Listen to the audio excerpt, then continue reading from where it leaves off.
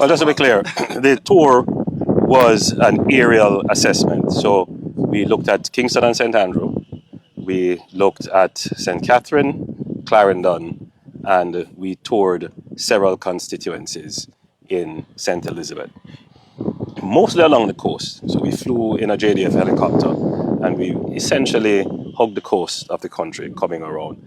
And then we landed in Treasure Beach, in the Treasure Beach area.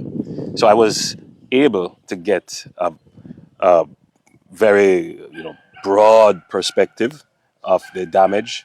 So we had some amount of coastal impact based upon the wave actions and storm surges, but not to the point where we would say it was significant.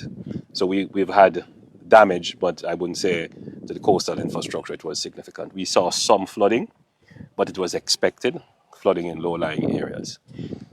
We saw several roofs lifted. And at one point, I was actually counting the number of roofs. And in an area in Treasure Beach, in Great Bay, we counted between Great Bay and Treasure Beach and another area, about 100 roofs lifted.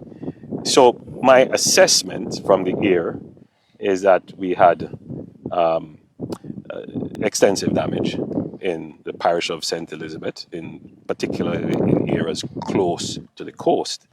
On the ground, I got another dimension, which would be the fallen trees, the light poles, the damage to shops, and the potential economic fallout as a result of this, and the human suffering, pregnant mother, old person, elderly person. So the damage, therefore, in my assessment, is that it was extensive, but I wouldn't put it at the highest level of severity. The challenge, based upon the completion of the tour, which I'm seeing, getting a better understanding of it, will be the restoration of electricity, because so many poles have been damaged, and that is going to require extensive teams of linemen to come in. I'm not certain what our capacity is in that regard. We will have to try and mobilize even overseas to do that, but we're going to put together all our efforts to ensure that we can return electricity in the quickest possible time. And it's very important that that be done, because that could be the greatest danger. All right, so we don't want to have a break in the public utilities, because that can foment public disorder. So we will be working very hard to have that repaired. I am yet to receive the assessment from ODPEM. I know they have completed it, but because of connectivity challenges where we are, I haven't had a chance to actually lay eyes on it. But when I get back into Kingston, I'll have a review.